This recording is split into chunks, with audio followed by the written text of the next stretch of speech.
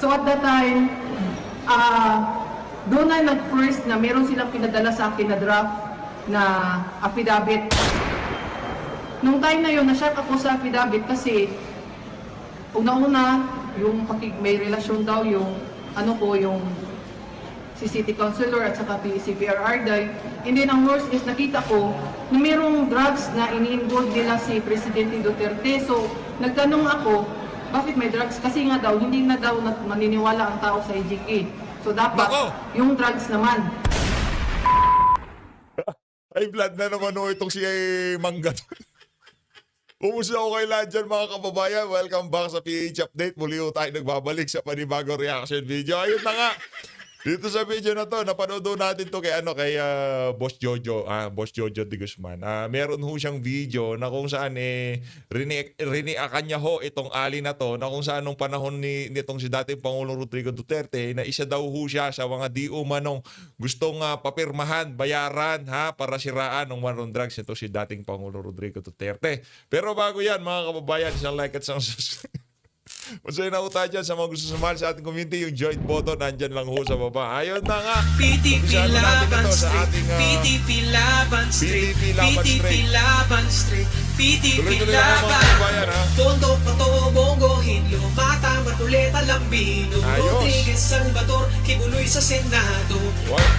Tondo, Pato, Bongo, Hinlo, Mata, Matuleta, Lambino, Rodriguez, Salvador, Kibuloy sa Senado. Duterte Street, PTP Laban Street, PTP Laban Street, PTP Laban Street, PTP Laban, PTP Laban Street, PTP Laban Street, PTP Laban Street, PTP Laban.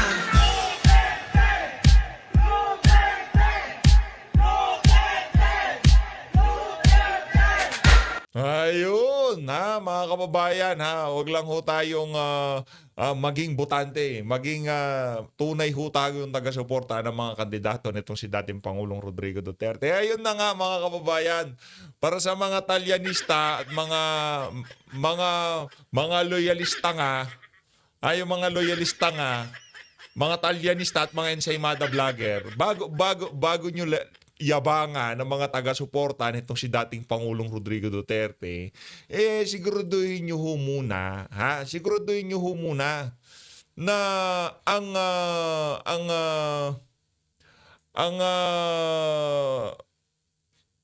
teka lang, hanapin ko malito kasi dyan sa screen na yan nandyan, maliit ho yan, pagka sa screen mo natin, di na ho natin mababasa, masyadong maliit. Kaya kailangan ho nating magpunta doon sa mismong larawan. Ito. Saka nyo na kami naiyabangan pagka ang approval rating ni Marcos Jr. ganyan na. Magkapareha, 16, 17, 18, 19. 17, 18, 19. 3 years. Itong si Marcos Jr., 22, 23, 24, 25. Ayan magkakaparehas ho yan. Itong si dating Pangulong Rodrigo Duterte, katangi-tanging presidente dito sa apat na to. Sa 3 taon niya sa kanyang panunungkulan bilang presidente, siya pa lang ho ang nagkaroon ng ganyang kataas na approval rating sa kalagitnaan ng kanyang panunungkulan bilang presidente. Ibang klase ho itong si Marcos Jr. Dinaig pa ho niya itong si Gloria Arroyo. Di ba? Tingnan niyo naman yan. Etong si Marcos Jr., di pa ho siya nakakatatlong taon. 25% na lang ho ang kanyang approval rating. Yan ho ang nagsusumigaw at nagdudumilat na katotohanan na hindi kayang pasadahan ng mga talyanista at mga ensaymada vlogger. Bago nyo kami yabangan na kesyo magaling ang inyong presidente na yan, anuhin nyo ho muna yan. Ika nga, kahit papaano, hindi naman lamangan, tumbasan nyo, sabihin nyo sa amo nyo, tigilan niya ang pagbabangag. Tigilan niya ang pagbabangag, pataasin niya ang kanyang approval rating. Kasi hindi tataas yan kung puro ayuda yung pinamimigay nyo. Nag-eksperimento ho kasi itong administrasyon na to, sa totoo lang. Akala ho nila mabibilin lang ating mga kababayan. Ang problema, ang binibigyan nila na naiintindihan ng mga tumatanggap ng mga ayuda na galing din sa buwis na sambay ng Pilipino, yung kanilang mga tinatanggap na ayuda na yan. Pagka bumili kayo ng gasolina, bumili kayo ng instant noodles, bumili kayo, kahit ano hong bilhin nyo, meron hong tax yan. At yung tax na yon, imbis na ilagak sa mga kapakipanginabang na programa, ipinamimigay ho bilang ayuda. Tinatanggap ho yan ng ating mga kababayan, pero masama ang loob nila dahil kung Duterte ang nakaupo ngayon, sigurado mailalagak sa magandang programa yung mga pera nga ipinamimigay nila na yan bilang mga ayuda. Yan lang ho mga kababayan. Itong Marcos na to, isa ho siya sa mga kumbaga napakalaking pagkakamali sa nakalipas na 2 dekada. Ito hong pagkakahalal nitong si Marcos Jr., ito yung kay Gloria Macapagal Arroyo nga, di ba? Hinihanda ho ni Gloria Macapagal Arroyo yung panguluhan sa pagpasok nitong si Benigno Aquino. Yun. Nung pumasok ito si Benigno Aquino, kumbaga medyo okay yung tawag dito, yung pagdating sa ekonomiya. Economist ho kasi yung si Gloria, yun ho talagang strength niya. Yung strength ho nitong si Gloria pagdating sa ekonomiya. Kumbaga isa sa mga rising star. Kaso nung papatapos na ang kanyang termino, doon pa lang talaga kumbaga naramdaman. Nung pumasok itong si Panot, doon ho talaga umalagwa. Kaso ang problema ho, ang dating parang yung pag-boom ng ekonomiya natin noon, parang ano lang, sa numero lang. Yung mga mayayaman lang ang kumikita pero walang na-generate ng mga bagong trabaho para sa ating mga kababayan. Noon nung panahon, itong si Panot, ano bang strike niyan? Mag-video game. Yan ang strike nitong si Panot, di ba? Wala rin nung naiambag yan. Etong si dating Pangulong Rodrigo Duterte lang ho, siya lang ho ang nakita nating presidente na kung saan talaga nakakita ho tayo ng tunay na pagbabago dito sa bansa na to. Lalo na pagdating sa peace and order. Saludo ho talaga tayo dito kay dating Pangulong Rodrigo Duterte. Kahit anong paninirang sabihin ho nila dyan sa mama na yan, yung legasiya na nakamarka na sa sambay ng Pilipino. At sinusubukan ho nilang yurakan yan, sinusubukan ho nilang dungisan, pero hindi ho magtatagumpay ang mga masasamang elemento na yan. 'Di ba? Dito hindi natin kailangan i-revise ang kasaysayan. Mga ordinaryong Pilipino nakakaalam na nung panahon ni Tatay Digong, bumuti ang kalagayan ng ating bansa. Pero itong mga Marcos na to, binigyan na kayo ng pagkakataon lahat-lahat. Kayong ama mo, diktador, magnanakaw. Binigyan na kayo ng pagkakataon, renevise nyo na kasaysayan, binaliktad nyo na kasi walang naabuso sa ating mga kababayan doon sa pagiging diktador ng inyong ama. Hindi ko totoo yun. Huwag ko kayong maniwala. Ito pangalang junior niya, di ba? Ngayon, nakikita na ho natin ngayon ang resulta pagka pala nakapaghalal tayo ng isang Marcos. Kaya naman, sa susunod na eleksyon, kung sino lang ho yung mga inendorso ni Tatay Digong, sila lang ho ang ating pagtulong-tulungan. Sila lang ho ang ating suportahan ngayong mga panahon na to. Nakikinig ho tayo din sa doon sa huntahan nitong si Kai Spencer at nitong si Buster. Ibang klase ho pala tong mga Italianista, yung mga ensaymada vlogger. Kaya ho pala maiingay at talagang palong-palong bumanat sa social media. Lalaki pala ng allowance ng mga yan. Diba? Ang lalaki ho pala ng perang nakukuha nila. Ibang klase. Dapat yun ang mga dapat yun ang mga ipatawag ni Abante. Dapat tanungin niya itong mga Italianista at ensaymada na to, yung bang ibinabayad sa inyo nitong mga politiko na to, natatax ba yan? Yun dapat yun di ba? Kasi ang problema ho mga kababayan, wala. Puro sabaw-sabaw. Pinatawag mga taga-suporta ni dating Pangulong Rodrigo Duterte. Pasyalan nyo, dyan sa nitong si Spencer Macale, YT channel niya. Nandun nakakyat sila. Napakaganda ho ng mga pinag-uusapan nila. Tama yung mga punto de vista nila doon yung pag-war on drugs si Tatay Digong. Pagka ikaw naging presidente, 2 bagay lang yan. Ika nga nitong si Spencer Macale. Pagbibigyan mo mga bangag o uubusin mo mga bangag. Walang middle ground dito sa dalawa na to. Wala akong middle ground sa dalawa na to. Yung tipong ang mga bangag ang pagbibigyan o yung mga ordinaryong Pilipino. Alin ho ba ang pipilihin nyo? Yun lang ho yun. Pagka pinili nyo ang mga bangag, yari ang mga ordinaryong Pilipino, di ba? Talagang yari ho sila dyan. Pero pagka pinili nyo ang mga bangag, inubos tong mga bangag na to, yun. Doon pa lang ho talaga magkakaroon ng makakakita ng kapayapaan dito sa bansa na to. Dahil 90% o baka 95% ang punot dulo ng mga krimen ngayon dito sa bansa na to, drug-related yan.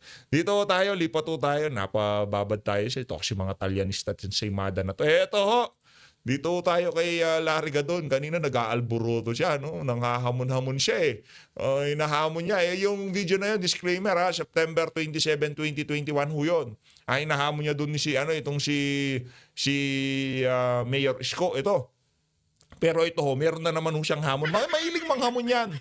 Ito, yun katibayan na talagang mahilig manghamon yung mama na yun. Ito, Presidential Advisor on Poverty Alleviation, Larry Gadon invited Vice President Sara Duterte to a televised discussion on national concern following the...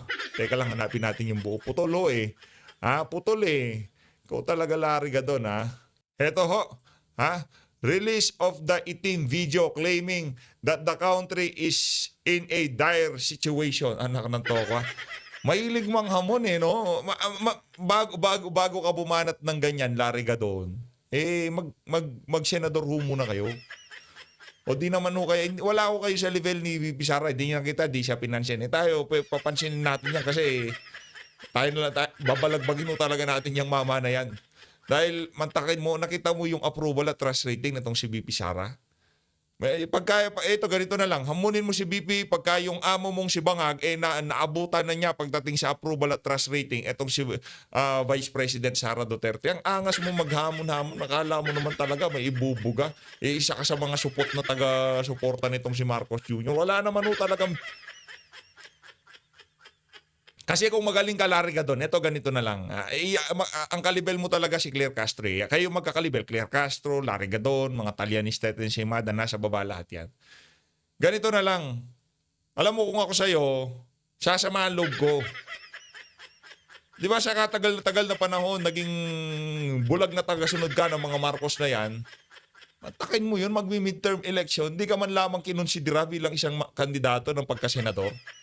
Partida, binigyan ka pa ng gawa-gawang pwesto para hindi ka mag-iiyak bilang isang bulag na tagasunod nitong mga pamilya na to. Di ba? Hindi ka man kinonsidera. Sa bagay, ngayon nga mga panahon na to na nagkakalaglagan na dyan sa alyansa. Paano pa pag napasama ka? Baka hindi pa nag-uumpisa, linaglag ka na ng amo mo. Pero yan naman ho talaga ang trabaho nitong si Larry Gadon. Maging aso nitong si Marcos Jr., tatahol siya pagka pinatahol, lahat ng nakapaligid dito kay Marcos Jr., lahat ng bumibira sa kanya. Yan ho talaga ang isa sa mga taga-biray isa sa mga taga-banat niya sa social media. Pagka pagod na si Claire Castro, asahan yung kinabukasan, maririnig nyo na ang mama na yan. Eto, lipat ho tayo doon sa hamon itong si Larry Gadon dito kay Yorme Isko Moreno. Ito ho siya, mga kababayan. Di na naman siguro maganda gising nito. Itong si Yorme Isko Kaya lang, yung sinabi niya. Disclaimer ano ho ito, nung pa September 27, 2021 Hindi ho ito bago. Gusto lang ho natin pakita kung gaano ka tindi ang nitong si Larry Gadon. Kung gaano katindi yung kanyang yung obsession niya sa mga bumibira sa mga kalaban, actually sa mga kahit hindi binibira yung amo niya. Basta obseso yan. Pagka merong kalaban ng amo niya, kahit hindi direktang pinapabanatan, basta naspatan niya, parang kakalaban to kay Yorme. Ayan, diretso na hombira niyan. Si VP Sara, hindi man ho siya pinapansin. Hinahamon ho niya ng diskusyon. Dito naman sa video na to, si Yorme, lahat ho mga kababayan, si dating Pangulong Rodrigo Duterte. Basta diyan kay Larry Gadon, santo ho niya yung mga Marcos na yan. Kahit na gawin na lahat nitong si Marcos Jr., lahat ng kabalbalan sa Pilipinas, as long na poverty alleviation yan, talagang papalakpak yung tenga nitong si Larry Gadon. Sigurado ho yun. Tuloy. Na magkakaroon daw ng historical revisionism kapag nanalo si Bongbong Marcos. Teka muna. Ang nag-revise ng history natin ay yung mga Aquino at yung mga Dilawan. Kasi in-indoctrinate ni... Teka lang wala nang history revisionism ngayong mga panahon na to. Ito ang tinatawag na lang history repeats itself. Hindi na natin kailangan yung panahon ni Marcos Sr. yung mga pang-aabuso na nangyayari noong mga panahon na yon, inikutan ho nitong si Marcos Jr. na kung saan hindi na niya kailangan magdeklara ng batas militar. Ha, 'di ba? Inikutan ho niya yung ano na yon. Wala nang Marcelo. Basta itong si Marcos Jr. Gagawin niya lahat niyang kanyang naisin. Pero pagka bumaba na siya sa pwesto, nako, ako sa iyo, Larry Gadon, mag-ipon-ipon ka na. Ipunin mo na yung mga dapat ipunin. Itago mo na yung dapat na itago. Mahaba-habang laban pagka bumaba yung amo mo na yan, sigurado. Brinaiwash at pinaglololoko ang mga Pilipino sa loob ng 30 taon na higit na si Marcos at ang martial law ay masama. Yan ay puro panluloko lang, puro propaganda. At alam na ng mga taong bayan ngayon, kung magbabasa ka ng mga comments dyan, kahit dyan sa iyong site, kung magbabasa ka, ang mga Pilipino ngayon hindi na naloloko ng mga martial law na yan at yung mga human rights during the time of President Marcos. Ngayon, Hinga ka muna kasi. Nauubusan ka eh. Hinga ka, huwag masyado nang mainit ang ulo mo. Kalmahan mo lang, baka tayan ka sa puso.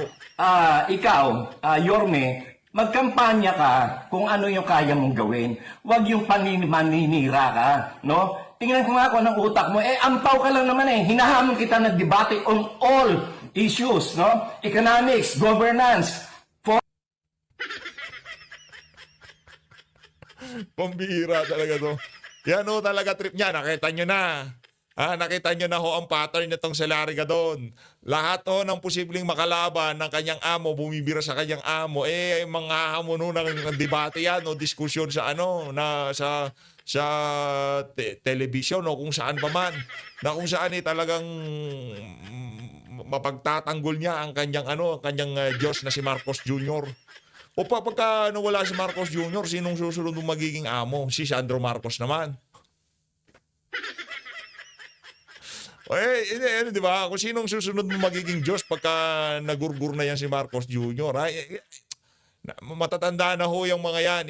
Hindi naman ngayon. Ibig ko sabihin, kunyari wala na siya sa pwesto, o matanda na siya, o nasobran ng pulburon, tumaas ang blood sugar o kung ano pa man, di ba? O nagurgur siya, hindi natin hawak ang buhay natin kasi pagka inabuso mo katawan mo, talagang sisingilin ka niya pagdating ng panahon. Sino magiging boss mo pagka wala na si Marcos Jr., si Sandro Marcos na, ganon? foreign relations. Hinahamon kita kung talagang marunong ka. Gusto mo presidente? Ha? Wala namang ampaw lang naman yung utak mo. Alaga ka ng komunista. Ha? Ikaw ay sa mga nabudol. Yan. Kasi, kitang-kita na, maliwanag pa sa sikat ng araw. alaga ni Joma. Kaya nga ang pangalan, ang tawag sa iyo ay Isko Monista at Joma Goso. Kasi ikaw ay alaga ng komunista. Kaya huwag tumigil ka dyan sa mga propaganda nyo yan. No? Hinahamon kita. Ilalampaso ko yung utak mo. Dahil ang utak mo ampaw. No? Kalma lang. Ayun na nga, ikaw, pahinga ka na, Tony Largadon, lasing ka lang, lasing lang, itulog mo yan. Bira, di ba nakita nyo yung si Largadon?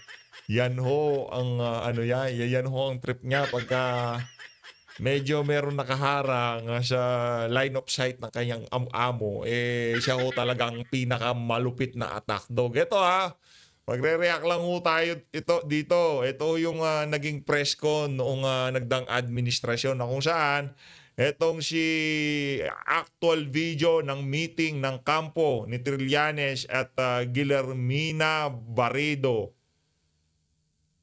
Guillermina Barrido kumakalat na. Naku, yariho kayo dyan. So, bakit ho ba pinapalabas natin to? Ito ho, kung sino man ang makita nyong magtitistigo dyan sa ICC, mag-isip-isip ho kayo. Kung paniniwalaan nyo yung mga yan. Kasi base sa track record ng nagsulong dyan sa ICC issue na yan, laban dito kay dating Pangulong Rodrigo Duterte, very sketchy ka nga ang nakalipas sa track record ng mama na yan. Huwag ho kayong basta-basta maniniwala. Panoorin at pakinggan natin tong si Guillermina Barrido. Ito. Ladies and gentlemen, we would like to welcome Mrs. Special episode and edition of PNP Press Corps of Mindanao, and we will allow her, si ma'am, no, to introduce herself. Yes, ma'am, she's the one who claimed na nabayaran, planong bayaran to execute an affidavit against PRRD. Ma'am, please introduce her first yourself. Good morning. Ako si Guillermina Arcillas. At ako yung pinuntahan nila para mag-reveal regarding sa pagpanira sa ating kay PRRD. Nako, Actually, before siguro mga 2015 pa, nag-support din ko kay Presidente Duterte. But Excuse me, can you say in Tagalog, ma'am? sige, sige. Yes po. Noong 2015, talagang sumusuporta po ako kay Presidente Duterte. Kaso merong mga pangyayari no, na merong isang pinalapit ko sa kanya, actually hindi sa akin, na nasaktan kasi ako at napahiya ako. Kaya yun ang dahilan kung bakit sumuporta ako sa Liberal Party. At isa pa, malaking influensya din yung family ko. Pagkatapos po noon, nung partida, Liberal Party. Kumbaga ano lang to, recap lang tayo ha. Partida, Liberal Party pa ho ang binoto niya. Pero hindi ho niya matanggap na sisiraan niya itong si dating Pangulong Rodrigo Duterte. Sige, tuloy mo. Nakita ko po kasi, I admit na para akong kung sa Tagalog pa is, mabilis ang pera. Ngayon kasi nagsabi sa akin, magsalita ka lang ng hindi maganda party kay Presidente Duterte para manalo. Mabilis ang pera. So, I admit na maraming nagpapadala ng pera, no? Para lang magsabi ako na kung ano-anong paninira sa ating sa kay PRRD. And then, after election, marami akong pagtatampo rin, no, yung sinabi ko kanina. And after nung election, doon pa rin, no, kasi ang gusto kong marinig sa kanila is yung sabihin nila sa akin na regarding sa AGK. But sabi nila, ngayon na nakaupo si PRRD, wala na daw silang power. So after no, marami silang inuutos sa akin na ipashare kasi mas mapapaniwalaan daw ako kasi andito ako sa Davao at saka isa pa, related ako sa isang city councilor. Pwede hindi ko na munang ipangalan, no? Related ako sa isang city councilor at nakita nila na meron akong number ni Sir Bongo. At saka malaking influensya rin yung family ko kasi meron akong mga iilan sa mga relative ko is running under Liberal Party din. I admit na hindi naman maganda yung ko talaga, record ko, no? Kasi actually ngayon may text nga si Senator Trillanes sa akin. Nako! Mamaya ipapalabas ko, no? Na tinatakot nila ako. But noong July, meron kasi akong picture na nasagap sa Google na nandun si Presidente Duterte at saka si Bong na meron siyang dalang baril. So, finorward ko sa kanila, by Mayra Cateneo, sinabi niya sa akin, sabihin mo na nawitnessan mo yan. Tapos, maghahanap tayo na kasi kailangan Yan para doon sa mga nabudol na naman itong si Trililing, doon sa videong kumakalat, nakala mo kasaksakan ng kabaitan. Huwag ho kayong maniniwala dyan. Lahat ng kasinungalingan, sasabihin ng mama na yan. Nako, ito na ang sinasabi ko sa inyo. Marami kung ang bagay ni Marcos Jr. Dalawang maleta, ang bagay ni Trillanes, naka-dump truck, ganun ho katindi ang mama na yan. Ang daming nabola dun sa video niya yung napaka-dramatic ng pagkaka-edit. Kala mo talaga nagsasabi ng totoo itong kumag na to. Sa mga susunod na araw, isa-isahin natin yung mga pinaggagawa sa Senado niya si Trillanes para makita nyo kung gaano kakups yung mama na yan. Talagang mapababa si Presidente Duterte dahil ang words talaga nila is walang power. Actually, yung si Mayra Cateneo, for how many times, talagang nagpapadala talaga siya ng pera. So tao lang rin ako kanang yung sa Bisaya pa bugoy po kanang I was a black sheep of my family, no. Mao man pang black sheep pang panakot sa akin ngayon ni Father Aliho na hindi ka papaniwalaan kasi dahil sa record mo. So sa sagot ko naman sa kanya, kung ganun talaga yung record namin, ganun rin ang record ni Motabato, ganun rin ang record ni Las Cañas, bakit ka lumapit sa amin? Kaya mo kami nilapitan dahil inisip mo, madali lang kami makuha sa pira. So after nun, itong si Father Alejo, nag-contact sa akin dahil lahat naman na kasama ko sa Liberal Party na supporters, may number sa akin. Tumawag si Father Alejo, ang sabi niya talaga sa akin na mas kumbinsido ako dahil sa related ako sa isang city councilor dito sa Davao dahil makita nila sa Facebook ko na may mga picture ako, kasama ko si city councilor. So naghahanap sila na mas credible pa na makakasira talaga sa ating presidente. Nako! So after noon, September Hindi, pero yun talaga ang game plan ng mga panahon na yun. Naghahanap po talaga sila ng mga individual from Davao para gamiting panira dito kay dating Pangulong Rodrigo Duterte. At isa ho ito sa mga hindi pa natuloy yung paninira, kumanta na ho siya kagad na kesyo meron daw isang individual na gusto siyang bayaran para banatan si Tatay Digong. Di ba? noon siya, September, tumawag to si Father Alejo sa akin. I-deny niya man o hindi, no? Kaya meron silang mga text na matatalo daw ako dahil ako bad record sila, mga Ateneans, mga professional. So sabi ko okay lang as long as I reveal the truth. So pagdating po doon, no, sa pagtawag niya sa akin, sabi niya pupunta kami diyan, ito yung sasabihin mo. So every time na meron silang ipagawa sa akin, talagang sila sa itong sabihin mo, mag-text ka sa akin ng ganito ganyan, i-forward mo sa akin para kung hindi kayo babaliktad.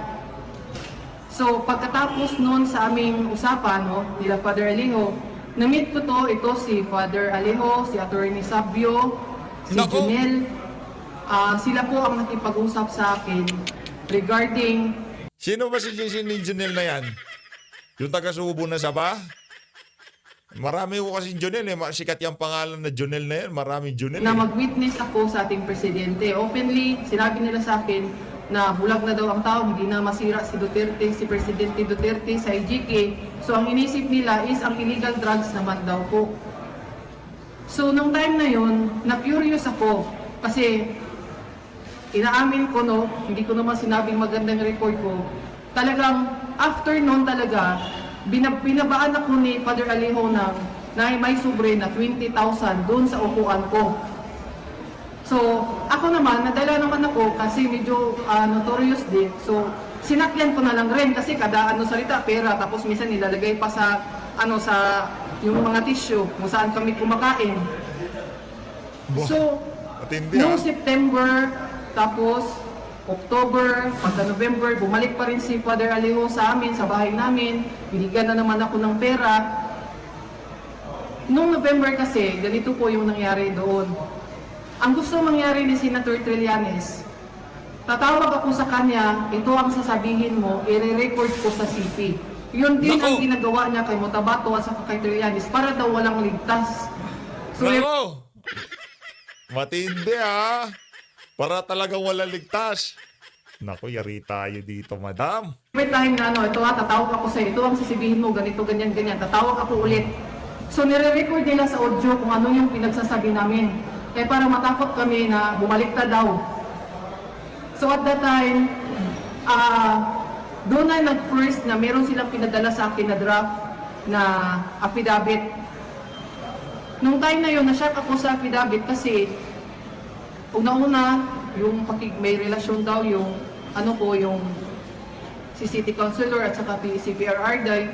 And then ang worst is nakita ko na mayroong drugs na ini-involve nila si Presidente Duterte. So nagtanong ako, bakit may drugs? Kasi nga daw, hindi na daw maniniwala ang tao sa IGK. So dapat yung drugs naman. So yun yung kay yun yung kay Kong Pulong, yung pag yun di ba? Naku, Paano na lang kung di bumaliktad to? Isa ka rin sa lilipad sa ICC, ganun ba man? Sa mga witness, no? First draft, sabi niya, ito ay papasok ko sa iyo, mamaya na, ipapa-approve ko muna kay Senator Trillanes at saka kay Senator De Lima. Tapos pangalawang Nako! iuulitin ko na naman, second draft na naman, hanggang nag-third draft, fourth draft, and then nag-decide sila na pumunta daw ako ng Maynila. Nandito yung mga forward sa akin ng mga yung back and forth na mga yung pamasahe papuntang Manila at saka yung ticket ko na nung December yung pagpunta ko ng Manila rin. Pagdating doon sa Manila, doon sa may forum, no, nakita ko to si Las Cañas. Sa kanilang forum, makikita mo sa aming pag-uusap, never sila nagsalita na mga ano, kundi sasabihin nila, hanapan natin ng paraan na bumagsak yan. Actually, may text pa nga si Atty. Sabio nga, yung ano mo nga, yung testimonyo mo, hagsak mo, in Bisaya pa, muhagsak lagi na si Presidente Duterte, anak. So, katong time na to, nakuyawan ako kay kanang nakasabot di ako libel o kanang kuan, forgery. So, nangita ko paagi kay dili man po nila, ayaw nila akong pauwiin dito sa Mindanao. So, mahanap ako ng paraan, sabi ko, bago ko yan pirmahan, bago ko yan uwi muna ako dahil gusto ko, kasama ko yung mga kasamahan ko, which is wala naman akong kasamahan. At ang reasons kung bakit pumasok ako sa kanila, dahil gusto kong malaman kung ano talaga ang meron sa grupo ni Senator Trillanes. So pagdating doon sa noong December, andun ako, pinatira nila ako sa isang kumbento sa Madre, sa May Makati, sa Kanunsya. Anong napapansin nyo dito sa ating ano na to, resource person? Sige nga, sa mga ano dyan, sa mga laging nanonood ng mga video natin, ano napapansin nyo sa kanya? Sige nga, ano napapansin nyo dito kay, ate? Kung sa Senado, kung dyan sa House of Representatives, yung kanilang mga witness, laging merong tangang-tangang mga kodigo, ito hindi ho. Nakapasok sa utak niya lahat ng pangyayari at hindi basta-basta pwedeng ano yun. Tsaka yung ano niya, yung body language, yung tono ng pananalita niya, masasabi mo na kung ako hindi ko alam mga pinag-uusapan nila, nakuha na ako nitong si Madam eh. Pero nasa mga kababayan pa rin natin niya kung paano nila tatanggapin ang mga pinagsasabi nitong si Arcillas, Guillermina Barrido Arcillas. Nasa mga kababayan pa rin natin yan. Pero tayo, yung the way she deliver, talagang matindi ho yung ano niya, yung mga birada niya, ika nga, alam niya kahit pagbali-balik ta rin, detalye, yung pagbibigay ng pera, yung pagtawag, lahat to nandiyan, kompleto Ricardo Sica. Sister, bago nila ako pinadala doon, pinausap nila ako, huwag kang nakikipag-usap. Pagdating mo doon, ito ang sasabihin mo sa kanila. So, pag-abot dito, yun na rin ang sinasabi ko kasi kada salita, ganun kada salita, ganun. So, tao lang tayo, minsan, sige maglaro. Sa isip ko lang, sige maglaro tayo. So, after ng kanusyan kasi, nung nalaman nila na meron akong kinakausap na isang Madre doon, natatakot sila na magkipag-usap ako doon sa ibang Madre. So, nilipat naman nila ako doon sa Holy Spirit na kumbento. So, doon, binawalan talaga akong makipag-usap na kahit kanino. Merong conference room doon na every time na magdi-discuss kami regarding sa affidavit, doon kami sa conference doon sa Holy Spirit, doon sa may Betego, merong eskwelahan doon at the same time doon merong kumbento doon ng mga Madre. So, yung affidavit namin umabot ng ilang draft kasi pinapacheck pa ni Atty. Sabio doon kay Senator Trillanes at kay Ma'am De Lima kung ito okay ba ito, kung ano pa ang idadagdag. So, at the time kasi, December 6 kasi ako pumunta doon. Bumalik na, actually bumalik na ako doon. December 4 noon, na-meet ko yung mga tao na na-forward ko na matulungan sa office ni President PRRT. So, yumakap sila sa akin, sabi niya, alam mo ma'am, natulungan talaga kami at yung mga anak ng kapatid ko nandun sa foundation niya at napakaganda ng mga sitwasyon. So parang akong nakonsensya. Sabi ko nga sa sarili ko, wala pa akong ginawang mabuti sa buhay ko. Pero for the first time lang sana, makagawa lang naman sana ako at may pagmalaki ako ng aking mga anak. So, atong December, no, actually December 23 na lang ko, December 23 talaga ako nakaalis kasi talagang pinipigilan nila ako yan, pirmahan mo yan kasi ganito ganyan. So humahanap ako lahat ng excuse ko na hindi ko siya mapirmahan kasi pag nakita niyo po ang affidavit na nandito po sa akin, na finorward ni Attorney Jude Sabio sa mismo email ad niya,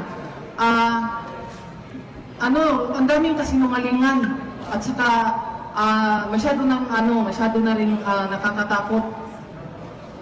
So, pagkatapos nun, meron pa mga advice sa mga biyanan ko at saka yung mga Oh, yan. Yan ngayon mga kababayan, narinig nyo na ho yung mga kataga nitong si Aling Arcillas. Ha? Yan ho ang track record ang na meron yung mga individual na dumidikdik dito kay Tatay Digong diyan sa ICC. Ngayon, anong pangahawakan ho natin na yung mga hihaharap nila doon, kahit na mayroong passport at kung anong identification pa yan, na hindi ho nila ginawa doon sa mga individual yung ginawa nila. Anong pangahawakan natin na yung mga hihaharap nila doon, yung ginawa sa ali na to, hindi nila ginawa doon sa mga hihaharap nila doon. Di ba? Pagkaya, lalo na, grabe nga yung ayuda ngayon, di ba? Ano ba naman binigyan ng mga ano yan, di ba? Napakaraming pera ng ad. As always, maraming salamat to sa pagsuporta sa PH Update. Mag-ingat to kayong lahat. Mahalin natin ng Pilipinas. Maraming salamat to mga kababayan. Hindi tanga ang sambayan ng Pilipino. Kaya ho nilang i-weigh ito. Kaya ho nilang kilatisin itong mga nangyayari na to. Naniniwala tayo, pagdating ng panahon, at malapit na iyon, makakauwi dito si Tatay Digong, mababasura lahat ng mga ano nila na yan, ng mga kaso-kaso nila sa ICC, magiging presidente si BP Sara, mababago ang sistema dito sa bansa na to, at sa gayong paraan, doon pa lang ho pala talaga tayo makakakita ng tunay na pagbabago. Saludo, maraming salamat to. Kung umabot ho kayo sa bahagi ng video natin na to, matulog na ho kayo.